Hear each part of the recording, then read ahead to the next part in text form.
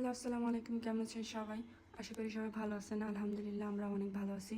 তো আজকে আমরা চলে যাচ্ছিলাম রেল স্টেশন। সাহিলের বাবা 2 দিনের জন্য ঢাকা যাচ্ছিল। একটা কম্পিউটার কোর্সে নাম আসছিল, এই জন্য অফিস থেকে তাকে পাঠানো হয়েছিল আর কি। তো এই যে সাহিলের একটু মন খারাপ ছিল, বাবা চলে যাচ্ছে। বাবা তাকে সান্ত্বনা দিচ্ছিল যে বাবা তুমি মন খারাপ করো না, আমি আবার চলে আসবো, তোমার জন্য কী আনতে হবে বলো, এগুলো বলতেছিল আর কি।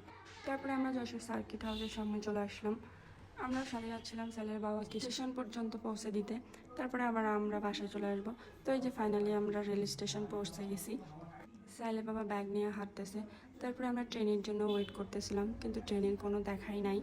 যে পরিমাণে গরম ছিল, গরমে পুরো ঘামায় অবস্থা খারাপ হয়ে গিয়েছিল আমাদের। তো আমরা বসেছিলাম প্ল্যাটফর্মে, কখন ট্রেন আসবে, সাইলের বাবাকে কখন ট্রেনে উঠাই দিব। অনেকেই আমাদের কাছে জিজ্ঞাসা করতেছে যে কখন ট্রেন আসবে, ট্রেন কয়টায়, এরকম বিভিন্ন ধরনের কোশ্চেন আসতেছিল। আমরা বলতেছি আমরাও জানি না। এর মধ্যে সাহিল মনে লেগে গেছে ক্ষুধা, সে তার বাবার সাথে দোকানে যে কি একটা কিনে নিয়ে আসছে। এর মধ্যে চকোবিন ছিল মেবি। তো আমি ভিডিও করতেছিলাম, এক হাত দিয়ে খুলতে পারতেছিলাম না। পরে সাহিলের বাবাকে বললাম তুমি এটা খুলে দাও, তো সে খুলে দিচ্ছিল। আর সাহিল মানা ওয়েট করতেছে বাবা কখন সেটা খুলে দিবে আর ও খেয়ে নিবে গপ করে। তো এই যে ফাইনালি তার চকোবিন বের হয়ে গেছে, সে এখন খাবে।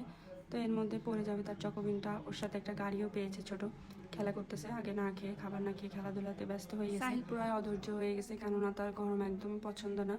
সে ওয়েট করতে করতে অনেকটা হয়রান হয়ে গেছে। যে দেখেন অবস্থা, ঘামায় কি অবস্থা তার, সে পানি খাচ্ছে বারবার। আমার জামাইও দাঁড়িয়ে থাকতে থাকতে পুরো অবস্থা খারাপ হয়ে গেছে, ট্রেনই আসে না।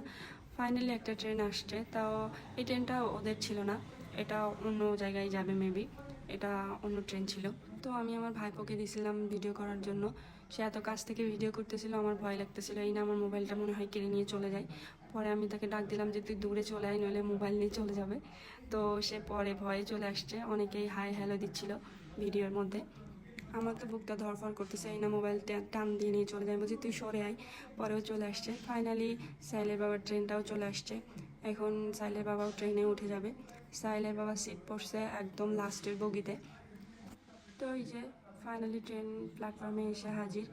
সাইলের বাবা এখন আমাদেরকে বিদায় দিয়ে ট্রেনে উঠে যাবে। সাইল বারবার বলতেছে মামা আমার বাবা কোথায়, আমার বাবাকে তো দেখা যাচ্ছে না।